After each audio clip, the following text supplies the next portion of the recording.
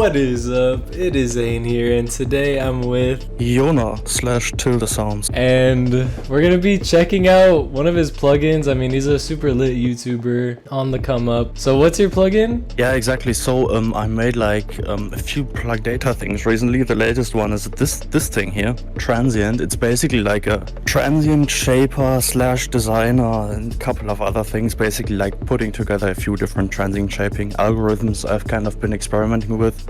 So it does a couple of different things here. Let me just make the UI nice and big for you. So Resizable.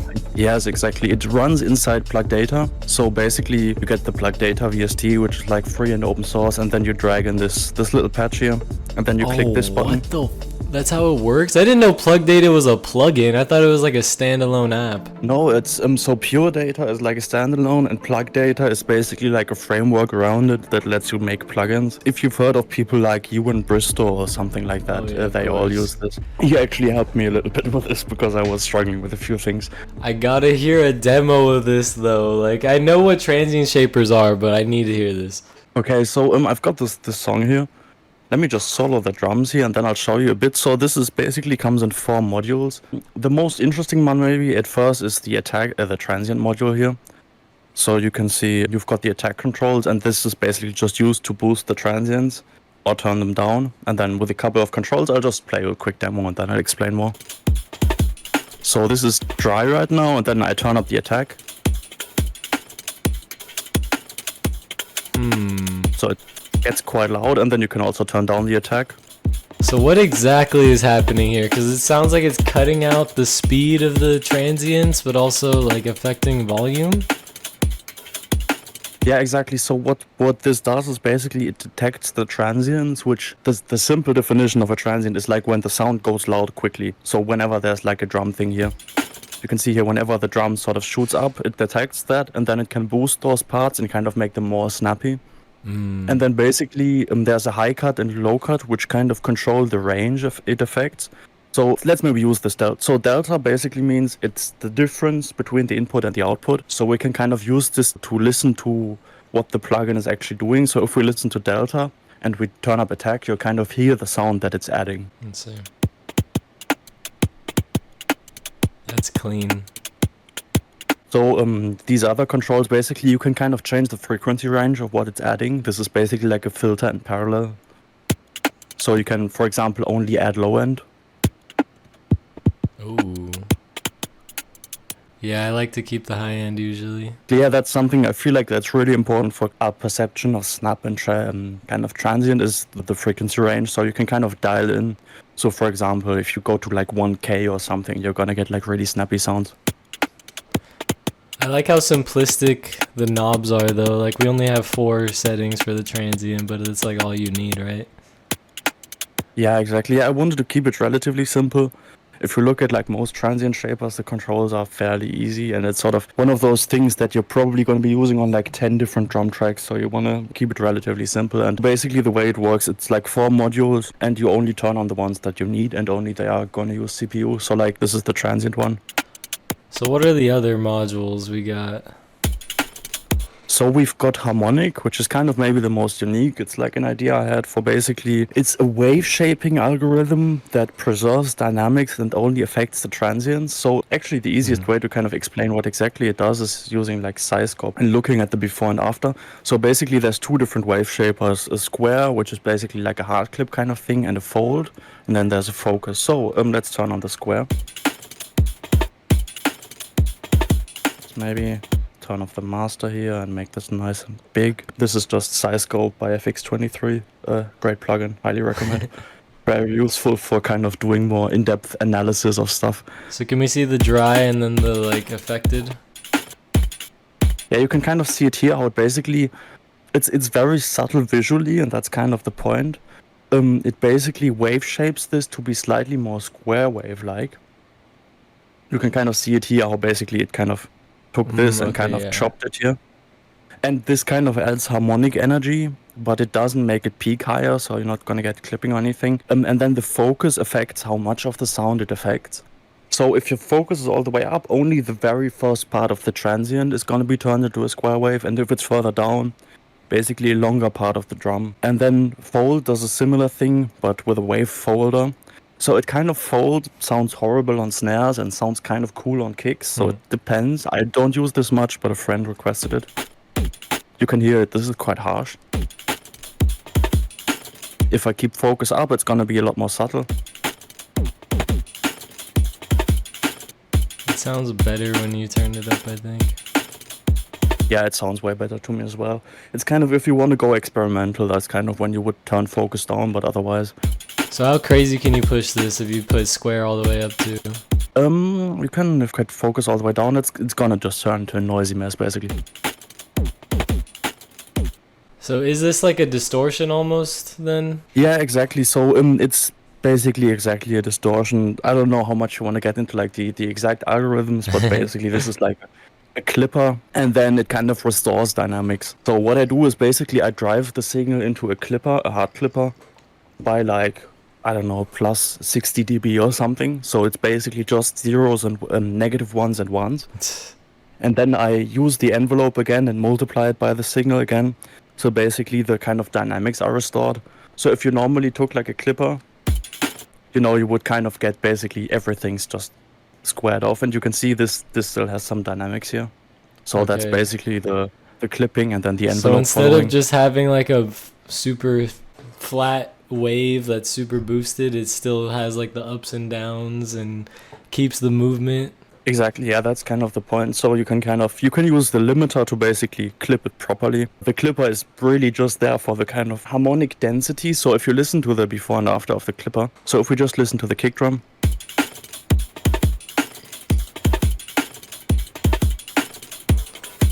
Looks nice and round. so it's quite a sort of subtle effect, but it adds a lot of sort of aggression and loudness to the sound. And then, of course, you're going to combine it with these other modules. If you use the fold, for example, on just the kick, you're going to get, because of wave folding, it's kind of this classic sort of pitch envelope, pitch shifting effect almost, where you get this kind of squishy sound.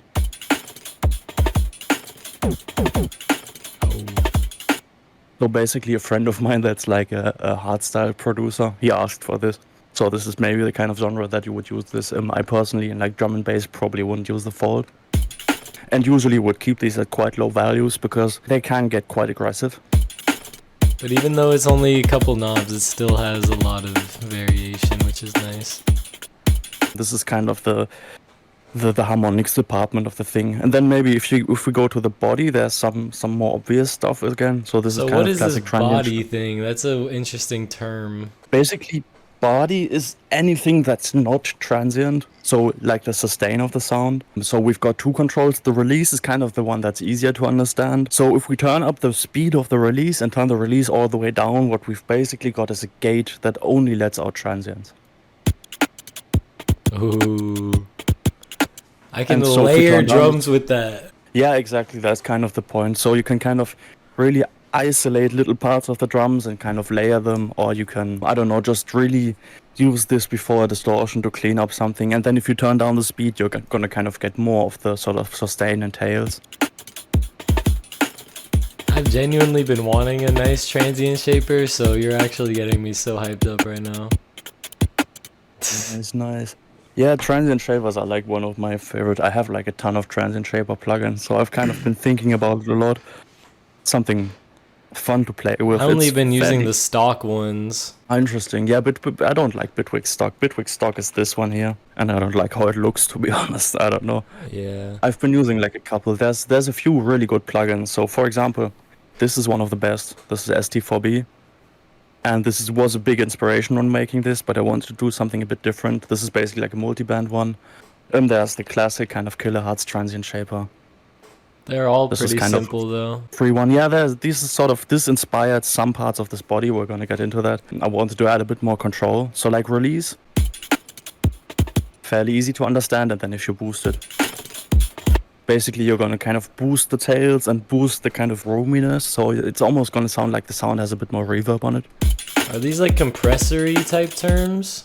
Yeah, so transient shaping and compression are kind of related, but not quite the same. Release, in this case, I'm thinking more in terms of the envelopes on like a synthesizer, where you've got your ADSR envelope. And then decay is basically the part that comes immediately after the transient. So it's like it takes the transient, it detects, and then you can kind of go after that. So this can be used to basically, for example, turn down the sound immediately after the transient, and it's gonna allow you to get even snappier. So if it kind of detects a transient and then it waits a tiny little bit of time and then it turns it down. So instead of like using MIDI from a synth for your ADSR, it just figures out when it has the hit and then it adds the little ducking and stuff. And the terminology is kind of inspired by newfangled articulate, it's called the plugin. So this has kind of similar terms.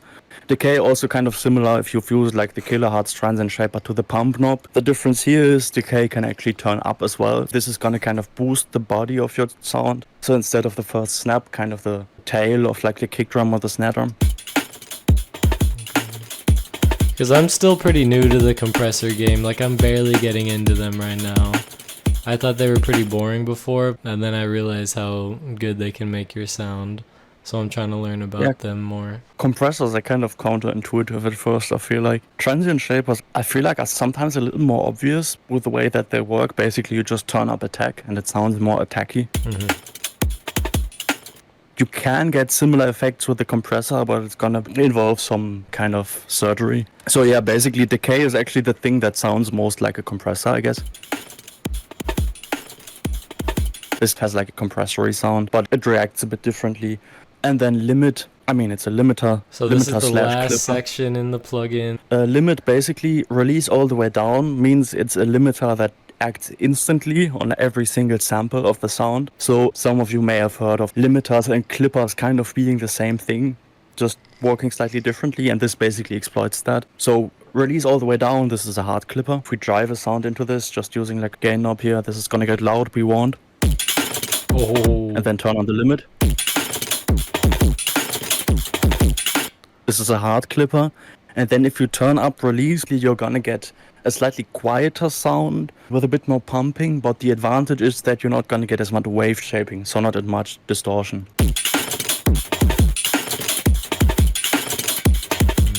You can really hear it on the kicks, how they're kind of cleaner and don't have all these. It's short though, right? Yeah, it's relatively short still, the release. This limiter is very much designed for drum sounds and transients. And then the aggro mode is maybe a more unique thing. That's a little idea I had, where basically aggro, whenever the plugin detects a transient, it turns down the release. So the transient gets clipped and then the sustain part gets limited with the release time. So you kind of retain the loudness of the transients and kind of the aggression because you get that distortion. But then on, for example, the tail of a kick drum, where you've got basically this sine wave in the low end, you maybe don't want as many harmonics, so it kind of there doesn't detect the transient, so the release kicks in. So if we turn on and off aggro. Let me hear this.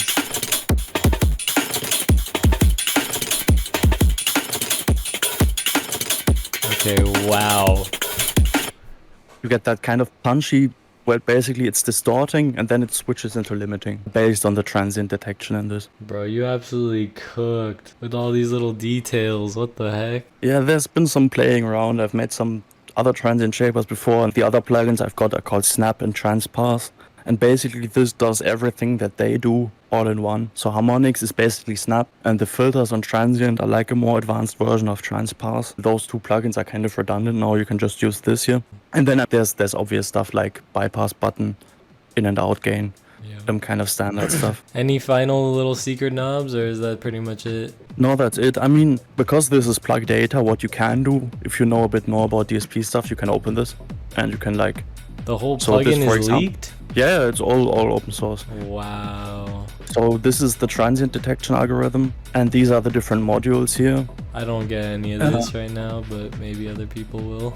Yeah, it takes a lot of time to look at, so this is quite a convoluted thing. I use synth edit, so it's different. Yeah, it's very different, I think. So this is the basic sort of transient detection, where you use a slow and a fast envelope. That's kind of the standard stuff, and then I do some other stuff, kind of clean it up a bit and kind of get it more snapped. Yeah, exactly. Like math and logic operators and stuff. So, I mean, it depends how much you want to get into this, but like, so this basically left, right, takes the mids, and then it does some math, and then you get the transient. I mean, that's actually a really cool way to develop. And then, yeah, you've got all the different algorithms in these here. If you're into that sort of thing, there's actually someone I'm trying to teach right now because they want to turn this into a VST plugin, but I don't know how long that's gonna take. I'm surprised you can't just definitely export these to .vst3. I thought it was easy. Nah, it's surprisingly complicated because some of these modules, a lot of backstory behind why, but not really. So basically what he's gonna do is he's just gonna rewrite it from scratch. So in C++ using, I assume, Juice or something, and just use these kind of general algorithms for it. So how long have you been making plugins though? You recently got into it, or? Because that's pretty complex, honestly. I'm not a plugin guy, so I got into Pure Data like 2 weeks ago. Bitwig, it has this thing here, which I've been using for a bit longer, where you can make things so... like a patcher type thing? Yeah, exactly. So let me just get Transient. So I've been kind of messing with these algorithms a bit. So this, for example, is also a transient shaper that I've made with this here. The advantage of Pure Data really is that you get this kind of nice UI that you can make and stuff, whereas the grid, you kind of only have this. So it's a bit more confusing to look at, I guess. Like, this is a bit much for me when mixing. I don't really need that much control. I like how the Plugdata though is like more open feeling and shareable almost. Yeah, Plugdata is nice because basically you can use it in any DAW. You can use it as VST, as clap, as some other plugin for AU. And you can use it on Linux as well, on Mac, on Windows and stuff. Whereas the grid is kind of limited to Bitwig. So that's quite useful because, like, I know a lot of people that don't use Bitwig, of course. Definitely not me. But anyways, so what's your kind of future plans for the plugin or just art world? Like, you trying to just make music or plugin stuff? What are you thinking? Yeah, I'm mostly making music just right now, so I'm working on an album. And then I'm not like plugins aren't really my main thing. So I do a lot of sound design stuff. I make like sample packs and synth presets and stuff like that. And I have some ideas for plugins I want to kind of experiment with because I have a lot of opinions about how plugins should be. But it's a huge pain in the ass to make plugins. It's way too much work. Fuck that. So I don't know, just simple things like getting this to save automation parameters in a DAW or something was a huge headache. See this sort of bullshit here. And basically I'm mainly interested in sounds. So like I mostly do sound design and that sort of thing. So are you I'm like living off of that? Like, has it been a stable thing or are you still on the come up? Sort of half living off of that. I make a bit of income and I'm also still a student, so I'm kind of transitioning right now into full-time work. So basically I do like mastering for people and I do some sound design jobs and some preset packs and like the YouTube stuff and such. Yeah, your YouTube's pretty poppin'. You got like a couple more thousand than me. It was really nice meeting you, bro. I'm looking forward to your future stuff. Any last words for the world? Yeah, exactly. If you want to download the plugin, maybe you can just go to my Gumroad page. I can maybe give you a link on Discord or something. And then this is a free plugin, so you can just download this. You'll need Plugdata. Damn, what a nice guy. You need to install this here, Plugdata, and then you open this and you'll see all these patches here and stuff. And if you're not interested in that stuff, you just click this button here and then you've got the plugin mode and then you can just use it like a normal VST, save it to as a preset to your DAW and stuff. Not too much CPU usage? It looks like easy on the computer. It's alright for Plugdata. I mean, the VST is gonna be more efficient, I think. But I can load like 20 instances or something and it doesn't cause too many problems. So it should be fine. If you want, you can do like oversampling and stuff and then it's gonna start using way more, of course. Somewhere here is like an oversampling option. Yeah, exactly. But that like, makes it like more HD you don't really need that. Yeah, it basically helps reduce aliasing, but because this is a plugin that only really deals with very short sounds and kind of transients, aliasing isn't too huge of an issue. So aliasing is more of a problem on like tonal sounds and kind of that sort of thing. So yeah, you're not gonna really struggle with that. And then, I mean, you can just use this. If there's any issues, contact me. But I've done some beta testing. It should work fine, everything. Yeah, it's a really beautiful plugin. Really well designed. I like it a lot. Even the visualizer, like everything's fucking pretty much perfect. Nice, yeah, thank you. So chase your fucking dreams no matter what. We're taking over. See you in the next one. Goodbye. Cheers.